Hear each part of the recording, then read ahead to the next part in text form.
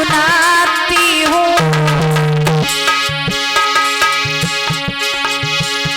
बाबा साहब के जीवन की अब गाथा आज सुनाती हूँ।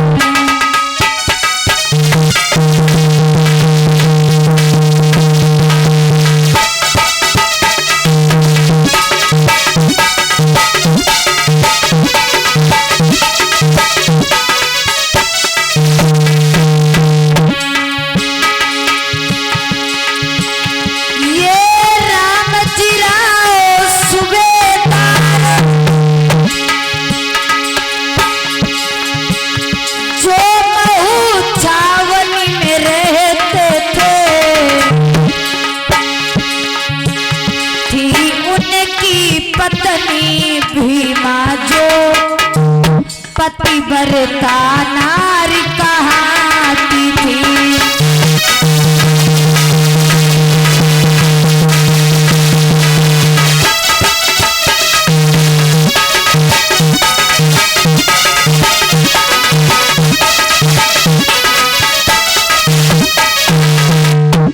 गौर करना मेरी माताओं बहनों भाइयों, मध्य प्रदेश में ये जो इंदौर जिला पड़ता है, इंदौर जिला में मालोजी राव रहा करते थे। मालोजी राव की धर्म पत्नी का नाम था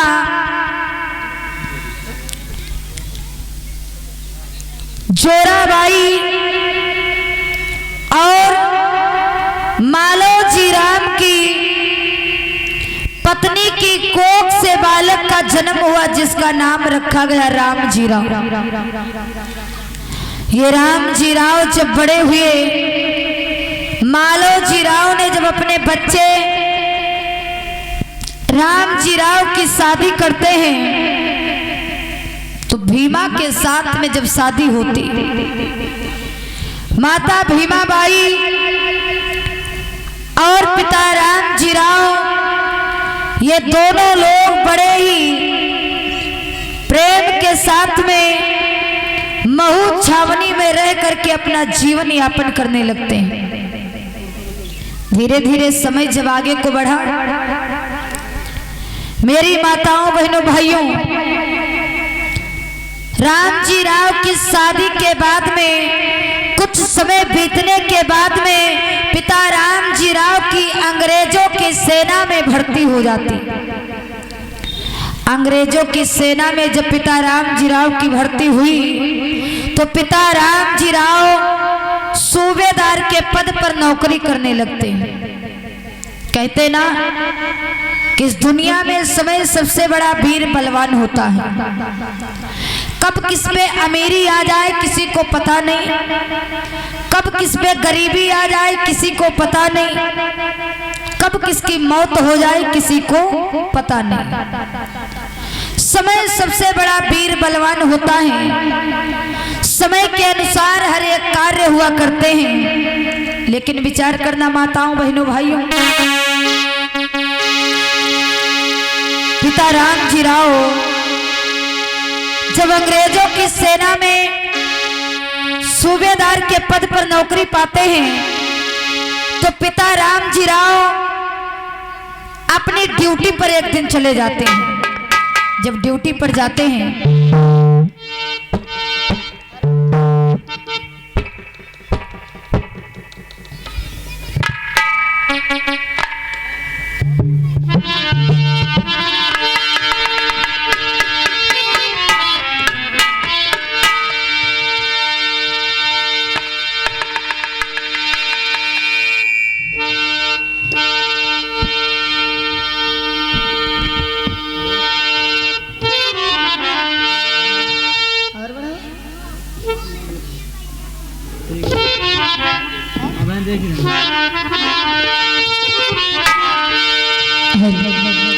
गौर करना मेरी माताओं बहनों भाइयों, पिता रामजी राव एक दिन अपनी ड्यूटी पर चले जाते हैं।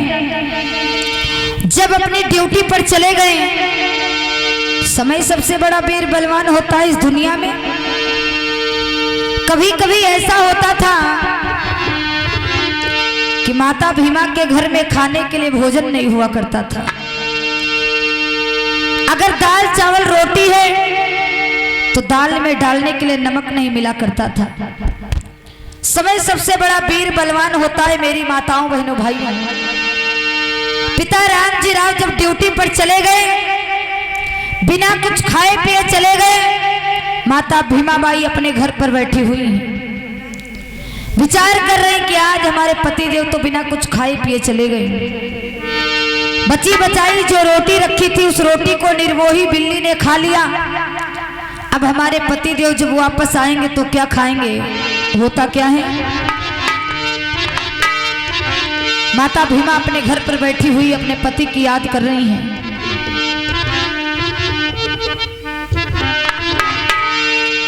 आज माता भीमा सोच रही हैं, हमारे पति देव ड्यूटी पर चले गए, खाना खाकर भी नहीं गए थे, और जो बची बचाई बासी रोटी रखी थी उस रोटी को निर्मोही बिल्ली ने खा लिया। और आप लोगों के बीच में इस बुद्ध कथा पंडाल में सर लोगों का आगमन हुआ है। एक बार जोरदार तालियों के साथ में सभी लोग स्वागत सम्मान अभिनंदन वंदन करेंगे। बहुत बहुत धन्यवाद, बहुत बहुत साधुवाद। आज माता भीमा अपने पति की याद करने लगती हैं। होता क्या है कि सुधी आए गई पिया की बहुत रोई, सुधी आए गई, सुधी आए गई सजन की बहुत रोई, सुधी आए गई।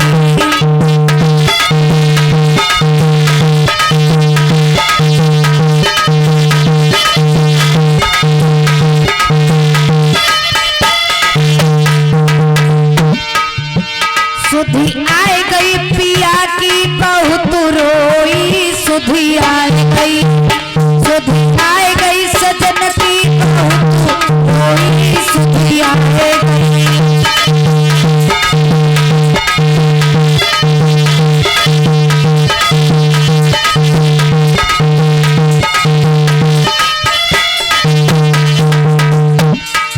आज पिया मेरे भूखे चले गए,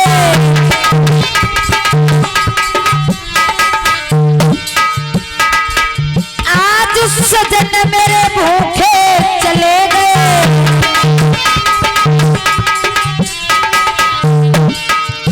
रोटी लई गए पिलैया निर्मोही, सुधी आए गई, रोटी लई गए पिलैया निर्मोही, सुधी आए गई।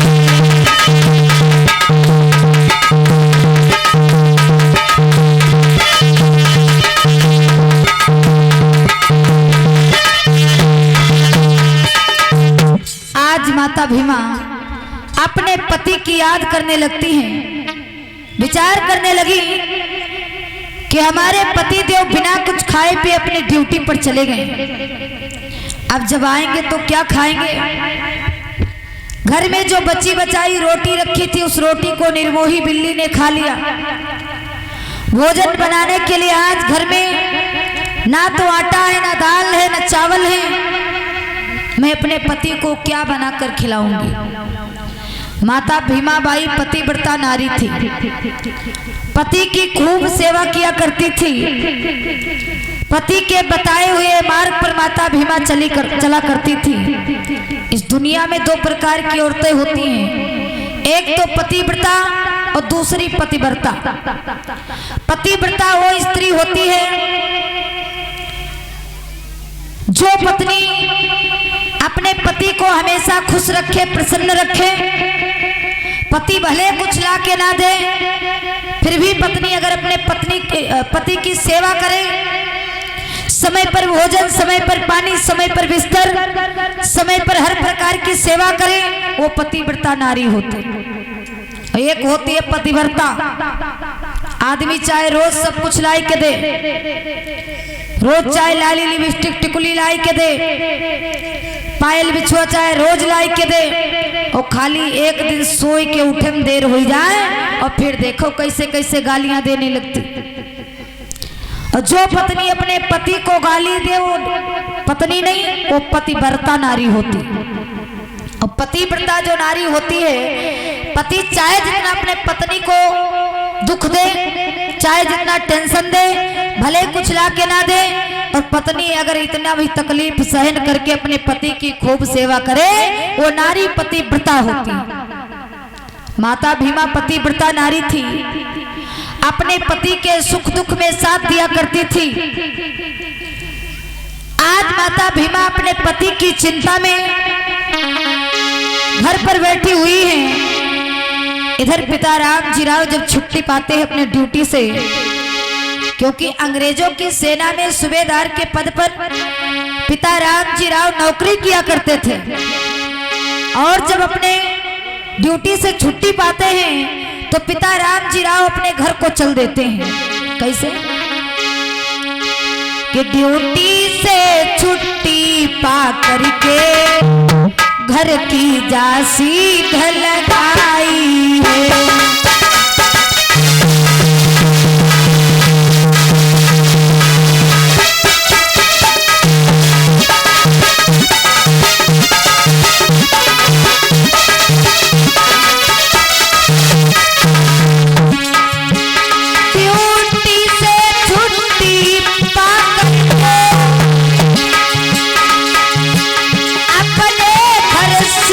लगाई है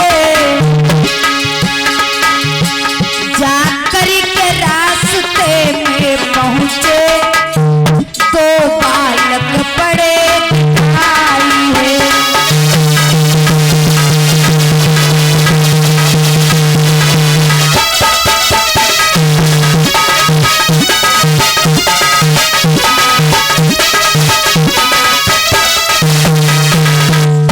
मेरी माताओं बहनों भाइयों, आज पिता राम जी राव जिस समय रास्ते में पहुंचे, पिता राम जी राव को दो बालक नजर पड़े। वो दो बालक कौन थे? चौथे वर्ण शूद्र वर्ण में जन्मे वो शूद्र समाज के दो बालक नजर पड़े। दोनों बालक बड़े प्यासे थे, बड़े भूखे थे। उन दोनों बालकों ने विचार किया, आगे तालाब है, अगर उस तालाब के पास में मैं जाऊंगा, थोड़ा सा पानी अगर मांग लूंगा, हो सकता हो पानी मिल जाए और उस पानी को पी करके मैं अपनी प्यास को बुझा लूंगा। लेकिन मेरी माताओं बहनों भाइयों, ब्राह्मण समाज के लोगों ने हर एक तालाब की रक्षा सुरक्षा के लिए क्षत्रिय समाज के लोगों को बैठा दिया था। वो क्षत्रिय समाज के लोग तालाब की रक्षा सुरक्षा किया करते थे। ये रक्षा सुरक्षा क्यों करते थे? उनको डर था कहीं शूद्र समाज के लोग आकर के तालाब में पानी ना पी लें, जो हमारा तालाब अपवित्र हो जाए और हम लोगों का धर्म भ्रष्ट हो जाए।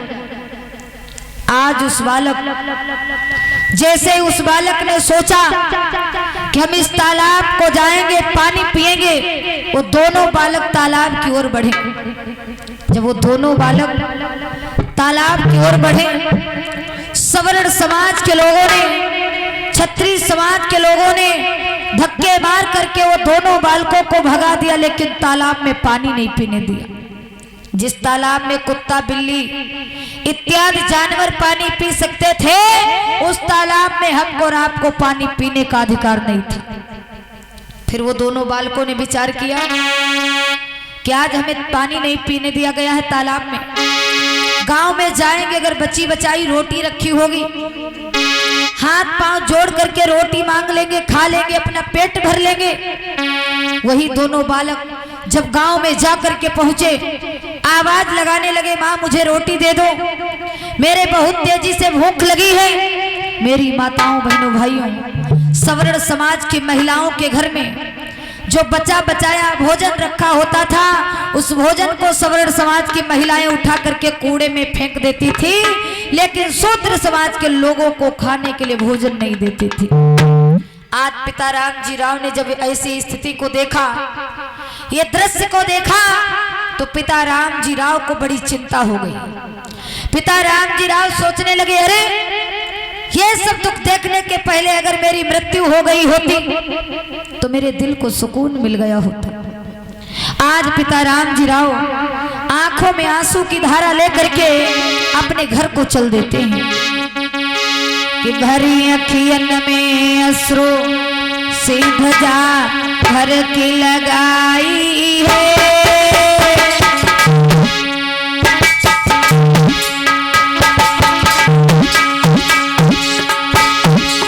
भरी अखियन में अश्रु से ध्वजा घर की लगाई है और लेके चेहरा उदास राम जी घर गए आई है।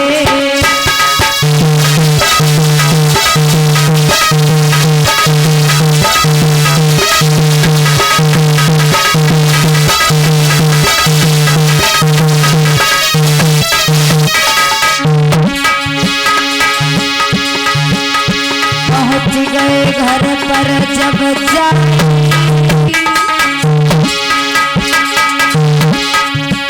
और देख पिया अपने को भीमा शीशो नवाई।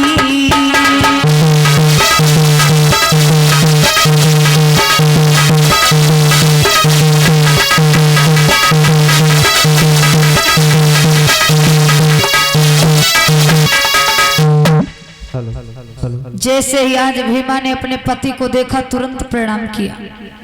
Bhima hello hello hello hello hello hello hello Bhima. हाँ स्वामी।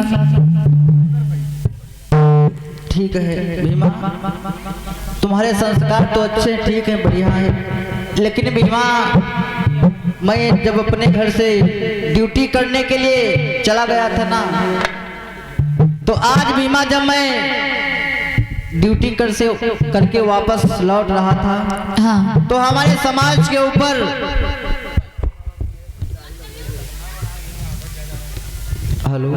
हमारे समाज के ऊपर इतने अत्याचार, इतने हमारे समाज के लोग प्रताड़ित किए जाते हैं भीमा।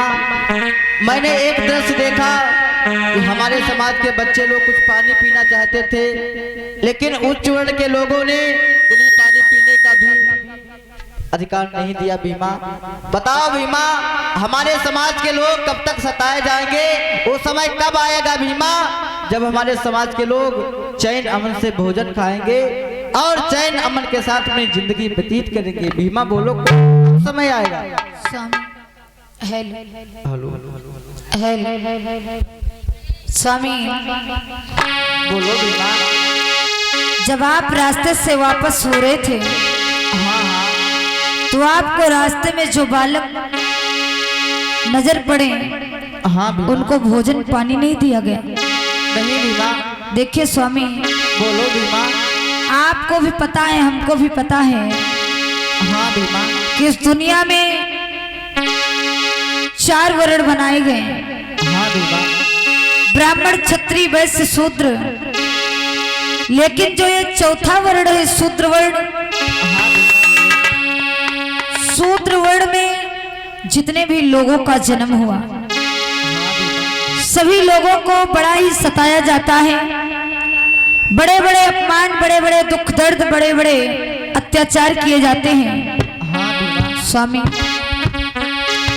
समय सबसे बड़ा वीर बलवान होता है। वो तो है ही भीमा। आज पिता रामजी राव कहने लगे हैं, भीमा आज तो मैं यही सोच रहा हूं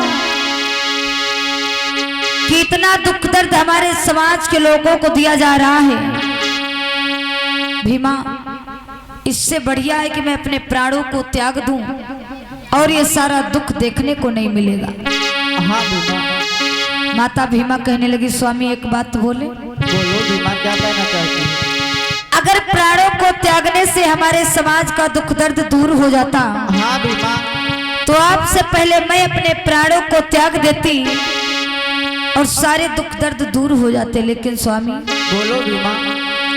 आप ऐसा मत सोचो, समय का इंतजार करो, समय सबसे बड़ा वीर बलवान होता है।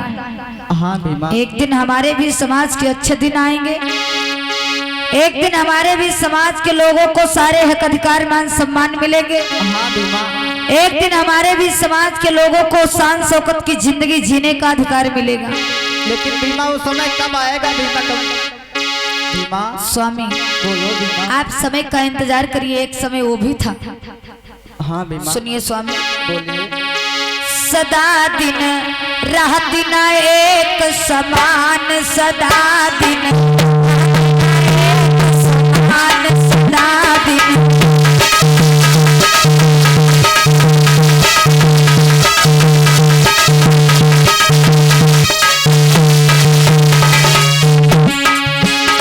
सदा दिन रात न एक समान, सदा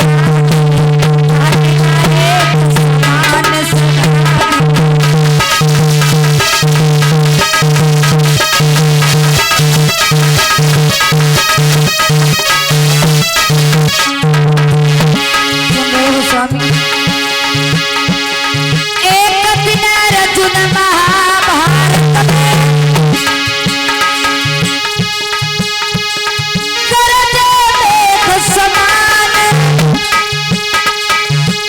अरे गोपिका लूट लियो भीलन नहीं चले थे बाण, सदा दिन रात न एक समान, सदा दिन रात न एक समान, सदा दिन।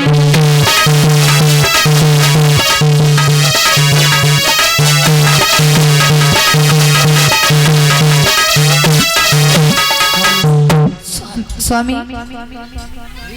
आपको तो पता है एक समय वो था जिस समय गोपिकाओं को भीलों ने लूटा, उस समय इस दुनिया में वीर धनुषधारी योद्धा अर्जुन के धनुष बाण नहीं चले थे। इसलिए स्वामी आप चिंता ना करो, समय सबका आता है। समय सबसे बड़ा वीर बलवान होता है। समय एक दिन पलटा जरूर खाएगा। हाँ स्वामी। Hello hello hello hello Bhima, मैं तो अंग्रेजों की सेना में सूबेदार हूँ, अच्छे अच्छे कपड़े पहनता हूँ, कभी कभी अच्छा भोजन करता हूँ, कभी अच्छा भोजन नहीं पाता हूँ। लेकिन हमारे समाज के लोग अच्छा भोजन ना तो करने को पाते हैं और ना तो अच्छा पानी पीने को पाते हैं, और जानते उनके साथ में कैसा सलूक किया जाता है। सुनो भीमा कि वो तो दिन भर काम कराते हैं,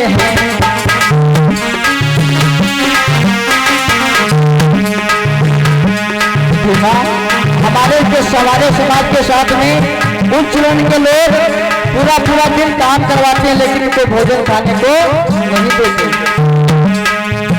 वो तो दिन भरी काम कराते, जो भोजन पानी मांगे मेरे काम जाते हैं।